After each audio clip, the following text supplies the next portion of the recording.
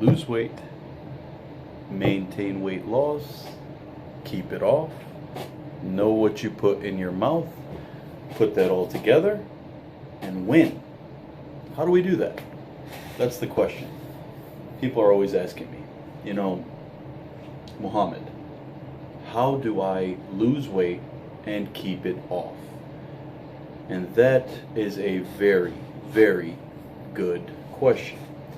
And if I can say anything about it, to wrap it all up and all the research that I do in the past 5 years that I've been actually doing this and researching weight loss in general,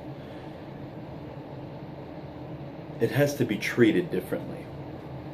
And working with different clients of all different backgrounds, all different weights, from thinner people that want to lose weight to obese people, 50 plus pounds that want to lose weight, to 50 to 100 pounds that want to lose weight.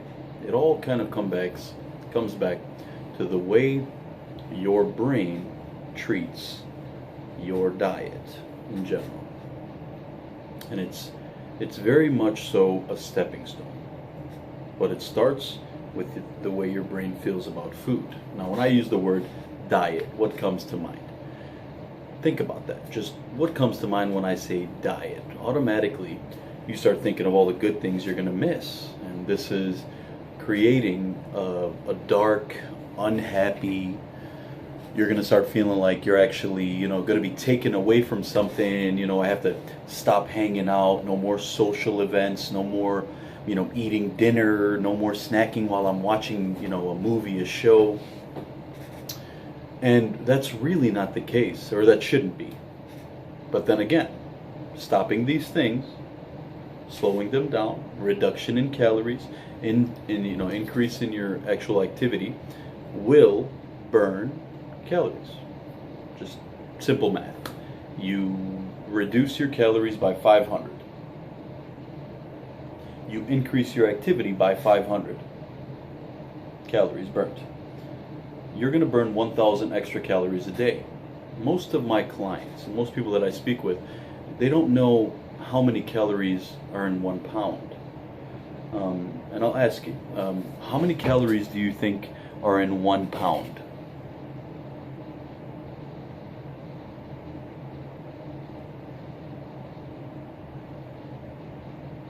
It's 3,500. So simple math. We've now burnt 500 calories by running on the treadmill for 1 hour. And then we've burnt 500 calories, or we've used them by deleting something special out of your diet. Whether it's you're going to reduce carbs, or one of the many things that we're able to just throw out of our diet. You know what, I'm just going to stop having bread, carbs, I'm just going to stop that. That's 500 calories a day, and it could be more. So now you're at 1,000 per day.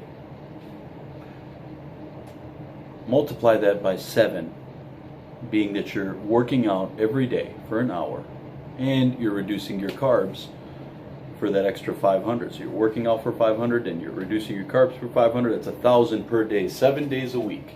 Now we're at 7,000 calories per week. Well, after we just discussed, and we now know that 3,500 calories are in 1 pound. Divide 7,000 by 2, that's 3,500 calories, and now you're at the 2 pounds a week. So now we do this for a month, and we're consistent. We have no problem with committing. Not very many people do. I mean, we can commit. As humans, we can commit. So you're at 2 pounds for 1 solid month. Well, that's 8 pounds over the course of a month. You've worked out every single day for at least 1 hour, burning 500 calories. You've reduced your carbs for the other 500. And you've gotten 8 to 10 pounds in 1 month. Some people may get more, some people may get less, depending on the density of body fat, depending on your overall health. If you're a thinner person, that you're 20 pounds away from your goal, you'll get a little bit less weight loss. more shape. If you're more obese in the 50 to 100 pound range, you'll get roughly 12 to 15 pounds, off. If you're 50 to 100 pounds, or I'm sorry, if you're 80 to about 100 to 120 pounds off, you'll get 20. You can get actually 20 pounds by doing that technique that I just mentioned to you. But this whole entire time, our brains are the same. It doesn't matter about what the body feels, or what the body looks like. So the brain of a person that's thinner, that's 20 pounds away from their goal, is the same brain as the person that's 50 pounds or 100 pounds away from their goal. The brain is the one that's managing and starting to do things differently, because now you've added an hour of cardio a day, and you've reduced fat consumption, energy, which is a carb. You've reduced that, yet you're going further. So the brain is kind of confused. This, your brain is not saying that you want to get fit. We all wish that it would say that, and that it would actually comply, but it does not. What ends up happening is that it just believes that you're in a desert, and you don't have much food, and you're walking in the desert.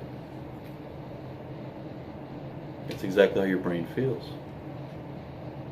With the reduction of carbs and the increased activity. At 1 hour on a treadmill, and that was a fast treadmill workout if you're burning 500 calories, because roughly it's about 300 calories per 45 minutes to an hour consistently. With that being said, our brains are taking this as a negative. So it's actually not something that the brain is enjoying here. Your motivation is what's getting you there. You're going to see it on the scale. It's going to fire you up.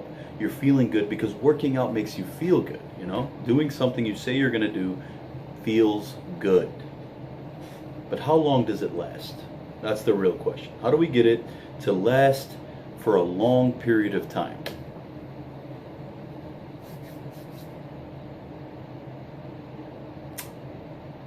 It takes patience, and it takes consistency.